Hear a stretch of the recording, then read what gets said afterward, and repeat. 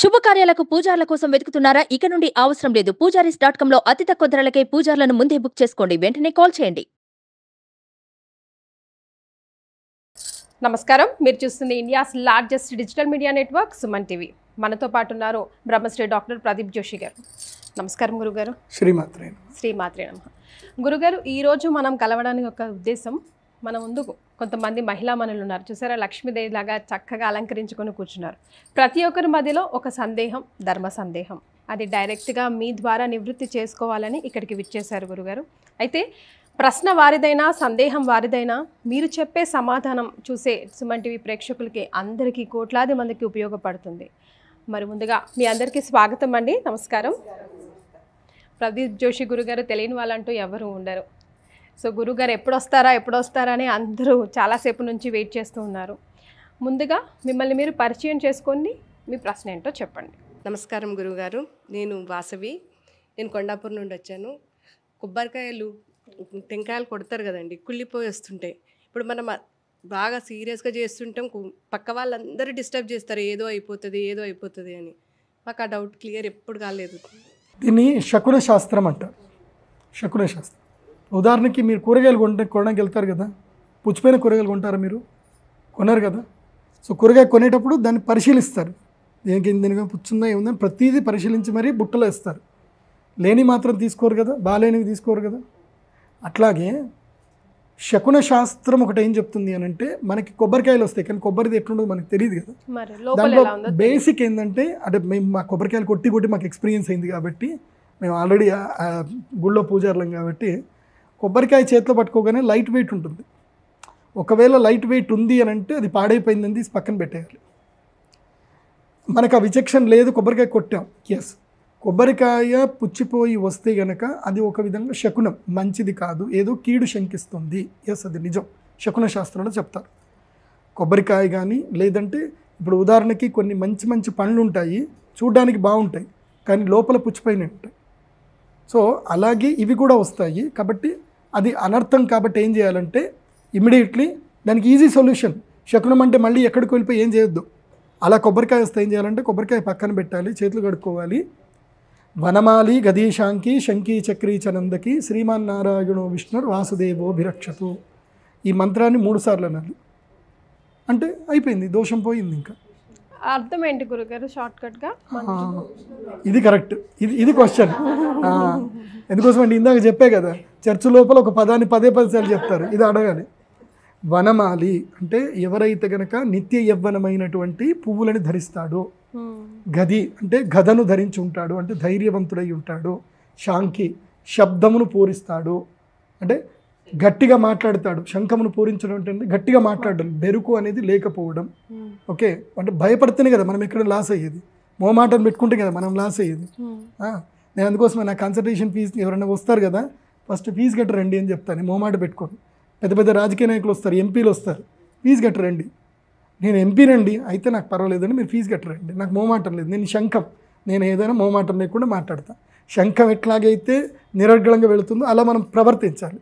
వనమాలి అంటే నిత్య యవ్వనంగా ఉండాలి. అంటే ఆయన ఎందుకు వేసుకుంటాడు పువ్వులు అంటే, నీ మనస్సు ఎప్పుడు కూడా చైతన్యంగా పెట్టుకోవాలి, అంటే దేనికి దిగాలు పడకూడదు, ఏది జరిగినా జరుగుతుంది చూద్దాంలే అని ధైర్యంగా ఉండాలి, నిత్య చైతన్యంగా ఉండాలి. అందుకోసం అమ్మవారికి ఏం పేరు చెప్తారు? చైతన్య కుసుమప్రియ. ఆమెకి ఏ పుష్పం అంటే ఇష్టమో? చైతన్య కుసుమం అంటే ఇష్టం. చైతన్య కుసుమం అంటే ఏంది? మన మనస్సే. మన ధైర్యంగా మనం చిరునవ్వుతో ఏదైతే అమ్మవారిని పూజిస్తామో ఆ చైతన్య కుసుమం అమ్మవారికి ఇష్టం. కాబట్టి వనమాలి గది. గద అంటే ఏంది? బరువు. ఎంత బరువు అయినా ఎత్తుకోవడానికి నువ్వు సిద్ధంగా ఉండు, జీవితం సులభంగా పోతుంది అని మాత్రం అనుకోకు. అందుకోసం మనకి సిరివెన్నెల సీతారామ శాస్త్రి గారు, అంటే మా నాన్నగారు చనిపోయినప్పుడు నాకు చాలా విపరీత కష్టంలో ఉన్నాను నేను. అప్పుడు నాకు దేవుడే ఏమో తెలియదు కానీ సిరివెన్నెల సీతారామ శాస్త్రి గారు రాసిన పాట, ఇది సన్ ఆఫ్ సత్యమూర్తిలో, కష్టాలు ఎందుకు బరువుగా ఉంటాయి, నువ్వు వాటిని జీవితాంతం మోయలేవు కనుక బరువు అట్లాగే ఉంటాయని చెప్పేసాను. సో కన్నీళ్ళు ఎందుకు ఉప్పగా ఉంటాయంటే తీపి ఉంటే వదలవు కనుక అని చెప్పేసాను. సో అలాగే జీవితంలో వనమాలి గది. గది అంటే ఏంది? గద. కష్టాలు వస్తాయి, దాన్ని నువ్వు యుద్ధం చేయడం నేర్చుకో. గద చాలా బరువుగా ఉంటుంది, నువ్వు యుద్ధం చేయడం నేర్చుకుంటే శత్రువులు రారు, నువ్వు దాన్ని అట్లాగే మోస్తూ ఉంటే నీకు బరువు అవుతుంది. సో దాన్ని తిప్పడం నేర్చుకో, అంటే సమస్యలతోటి నువ్వు ఎదుర్కోవడానికి నేర్చుకో. గది శాంకి శంకి చక్రీచనందకి చక్రము అంటే సుదర్శన చక్రం ఉంటుంది. అంటే సుదర్శన చక్రం ఎట్లాగైతే 360 డిగ్రీస్ కంటిన్యూ తిరుగుతూ ఉంటుందో నీ చుట్టుపక్కల పరివాహక ప్రాంతాల్లో ఏమేమి జరుగుతున్నాయి వాటి పట్ల నువ్వు ఎప్పుడు అప్రమత్తంగా ఉండవు అని చెప్పడం. చక్రి శంఖీ చక్రీ చ నందకి. నందకి అంటే ఖడ్గం. ఖడ్గం అంటే ఎవరికి దేనికి సమాధానం చెప్పాలో దానికే సమాధానం చెప్పాలి. కర్రతోటి కొడితే కర్రతోటి సమాధానం చెప్పు, కత్తి పట్టుకొని వస్తే కత్తితోటి సమాధానం చెప్పు. నీ ధర్మాన్ని ఎదురిస్తే నువ్వు వాడి ధర్మాన్ని వాడిని చేయడానికి వాడిని ప్రయత్నం చెయ్యి. ఆ దేవుడు చూసుకుంటాడులే అని అంటే వేస్ట్. అది కృష్ణుడే దేవుడు, నేను దేవుడిని అని చెప్పి ఆయన చూసుకుంటాను ఉంటే కదా, ఆయన కూడా యుద్ధం చేశాడు కదా జరాసంధుడితోటి. సో వనమాలి గదీశాంకి శంఖీ చక్రీ చనందకి శ్రీమన్నారాయణో విష్ణువు వాసుదేవోభిరక్షతు. అలాంటి వాసుదేవుడు నన్ను రక్షించండి అంటున్నాం. ఎలాంటి వాసుదేవుడు? అలాంటి వాసుదేవుడు. ఎలాంటి? ఇవన్నీ శంఖ చక్ర గదా పద్మం ఉన్నట్టు. అవి ఏంటి చూపించుకోవడానికా? కాదు. నీవు కూడా అహం బ్రహ్మాస్మి, నీవు కూడా విష్ణులాగానే నీవు ఈ ఆయుధాలు ధరించు. మన దేవుళ్ళు ఎక్కడ కూడా యుద్ధం చేయొద్దని చెప్పలే. ఎవడో ఒకడు ఎదవచ్చాడు శాంతి శాంతి అనుకుంటూ యుద్ధం చేయొద్దని చెప్పాడు. మన పిల్లలందరికీ యుద్ధం చేయడమే నేర్పియాలి.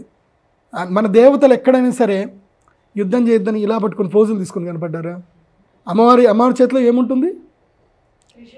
అక్షస్త్ర పరశుం గదేశు కులుషం పద్మం ధనుష్కుండికాం అన్నీ ఉంటాయి అమ్మవారి చేతిలో. 18 ఆయుధాలు ఉంటాయి అమ్మవారి చేతిలో. మన జీవితకాలంలో చూడని ఆయుధాలు ఉంటాయి. రాముడి చేతిలో ధనుస్సు ఉంటుంది. ఏ దేవుడి చేతిలో ఆయుధం లేని దేవుడు ఎవరున్నాడు చెప్పండి నాకు?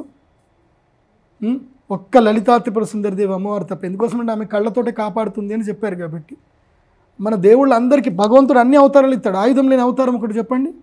అన్ని అవతారాలు ఆయుధాలు ఉన్నాయి.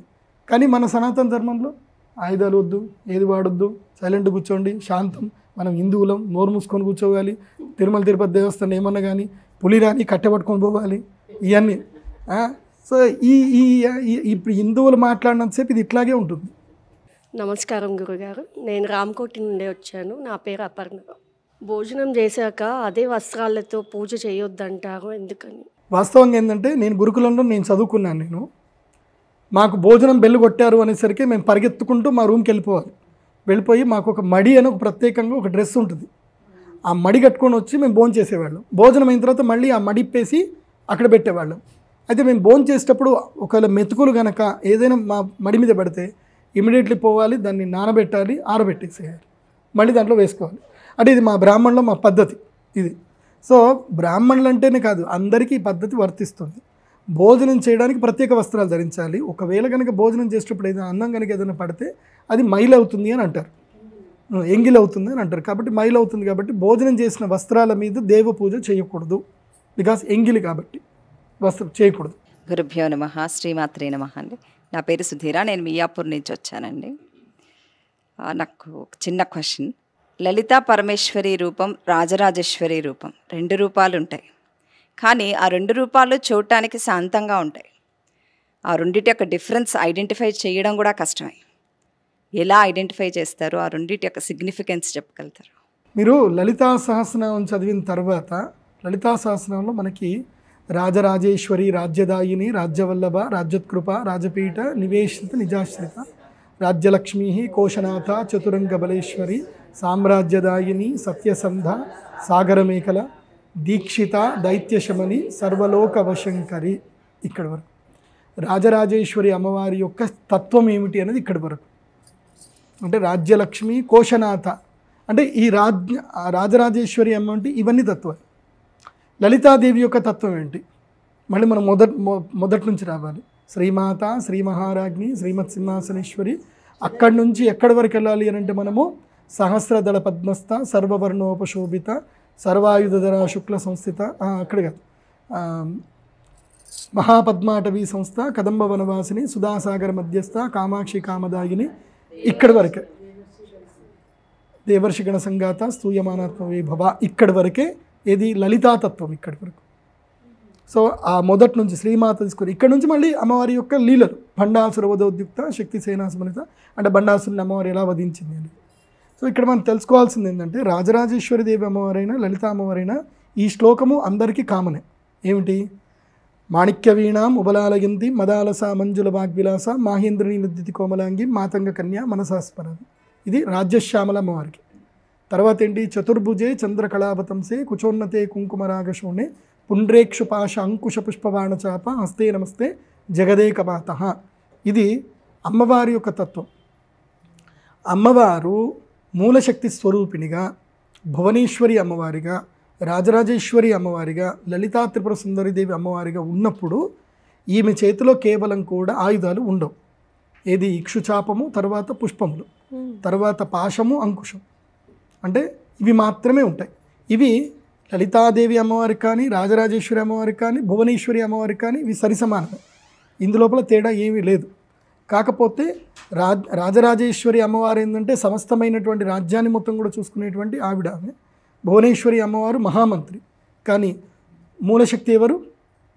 శ్రీ శ్రీ లలితా పరాభట్టారిక అమ్మవారు. దీని లోపల తేడా ఒక్కటే తెలుసుకోవాలి. లలితాదేవి అమ్మవారు ఏంటంటే కామేశ్వరాంకస్థ నిలయ. లలితా అమ్మవారు ఎక్కడ ఉంటారు అంటే కామేశ్వరుని యొక్క అంకము పైన కూర్చొని ఉంటారు. ఆమె పేరు షట్చక్రోపరి సంస్థిత, మహా పంచప్రేతాసనాసీన పంచబ్రహ్మ స్వరూపిణి. ఈ తత్వ అంటే 5 కోడల మంచం మీద కూర్చొని ఉంటే లలితాదేవి అమ్మవారు, మామూలు సింహాసనం మీద కూర్చొని ఉంటే రాజరాజేశ్వరి అమ్మవారు. అదే రాజరాజేశ్వరి అమ్మవారికి మూలశక్తి స్వరూపంగా ఉంటే భువనేశ్వరి అమ్మవారు అవుతుంది. అది లలితా సహస్రనామము చదివేటప్పుడు మనం ఏం చేయాలి అంటే సౌభాగ్య భాస్కర భాష్యం అని ఒకటి ఉంటుంది, అది పుస్తకం తెప్పించుకోండి.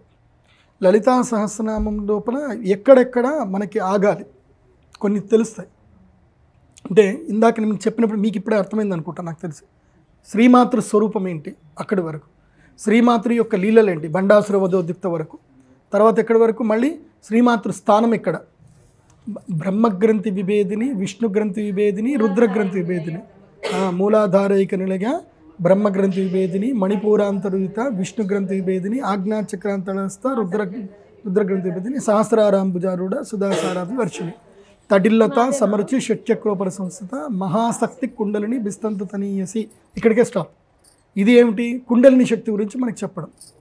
ఆ తర్వాత మళ్ళీ అమ్మవారి యొక్క వివిధ శక్తుల గురించి చెప్పడం. భవాని, భావనాగమ్య, భవారణ్య కుటారిక, మళ్ళీ మహాలక్ష్మి శక్తి, మహాయంత్ర, మహామంత్ర, మహాతంత్ర, మహాసన. సో ఇలా లలితా సహస్రనామాన్ని మనము డివైడ్ చేసుకుంటూ చదవగలిగితే ఆ శక్తి తత్వాన్ని అర్థం చేసుకుంటాం. కానీ ఇక్కడ ఒక చిన్న కిటుకు ఉంది. ఎప్పుడైతే లలితా సహస్రనామం యొక్క భాష్యాన్ని మనం అర్థం చేసుకుంటామో అప్పుడు మనకి లలితా సహస్రనామము మతిమరుపు వచ్చేస్తుంది, మనం కంటిన్యూ చదవలేము. ఎందుకోసం అంటే మన మైండ్ ఏంటంటే ఒక నామానికి అతుక్కుపోతుంది అనమాట. ఆ నామాన్ని పూర్తిగా చదివేసరికి ఈ నామానికి ఆ నామానికి మనకి ఆ ఫ్లో అనేది పోతుంది. అందుకోసమే గొప్ప గొప్ప మహాపండితులు లలితా సహస్రనామం కంటిన్యూ చదువుతారు. మీరు ఎక్కడైనా ఆపారనుకోండి రెండోది అందుకోరు. ఎందుకోసము అని అంటే వాళ్ళు దాంట్లో ఆ ట్రాన్స్లోకి వెళ్ళిపోతారనమాట, ఆ శక్తి తత్వానికి ట్రాన్స్లోకి వెళ్ళిపోతారు. ఇప్పుడు నేను లలితా సహస్రనామం చదివాను అనుకోండి, స్టార్ట్ చేస్తే ఎండింగ్ వరకు కంటిన్యూ 12 నిమిషాలు మొత్తం చెప్పేస్తా. మధ్యలో ఎక్కడైనా ఆపారా కథం మళ్ళీ మొదటికి రాదనుకోండి, చదువుతాము, కాకపోతే ఆ శక్తి తత్వంలో అక్కడ ఆగిపోతాం అనమాట. అమ్మ బాలగా చాలా డిఫరెంట్గా ఉంటారు. సో చిన్నప్పుడు అంటే బాలస్వరూపిణిగా కనిపిస్తారు, యవ్వనంలో లలితా పరమేశ్వరి అండ్ తర్వాత రాజరాజేశ్వరి అవతారంలో వస్తారు. కాకపోతే మనం ఇప్పుడు ఎక్కడికి వెళ్ళి అడిగినా లలితా పరమేశ్వరి ఫోటో అడిగితే చాలామంది రాజరాజేశ్వరి ఫోటో ఇస్తారు. నేను అనేది ఏంటంటే మీరు ఇందాక బాలాది అన్నారు, లలితా సహస్రనామంలో నిత్య యవ్వన పేరుకి వస్తుంది. అమ్మవారు నిత్య యవ్వననే, అమ్మవారికి ఎక్కడ దోషాలు లేవు. కాకపోతే ఇది అభేదం పనికిరాదు. ఇప్పుడు గుర్తుపెట్టుకోండి, అమ్మవారి లోపల నేను రాజరాజేశ్వరి అమ్మవారిని పూజ చేస్తున్నా, లలితా అమ్మవారిని పూజ చేయట్లేదు అని అభేదం ఉండకూడదు. అభేదం అస్సలు భేదం చూపించకూడదు, అభేదమే. అమ్మవారు ఏ తత్వస్వరూపమైనా ఆమె అభేదమే. మీరు ఎల్లమ్మ పోచమ్మని పూజ చేయండి, ఆమె మూల పరాశక్తే. కరెక్ట్, అన్నీ వెళ్ళేది అక్కడికే. నదీనాం సాగరోగతి. సో ఎక్కడైనా అమ్మవారే, మనకి అమ్మవారే అమ్మ అంతే. ఇంకంతకు మించి మనకు తేడా చూడకూడదు అక్కడ. చాలా సంతోషం గురుగారు.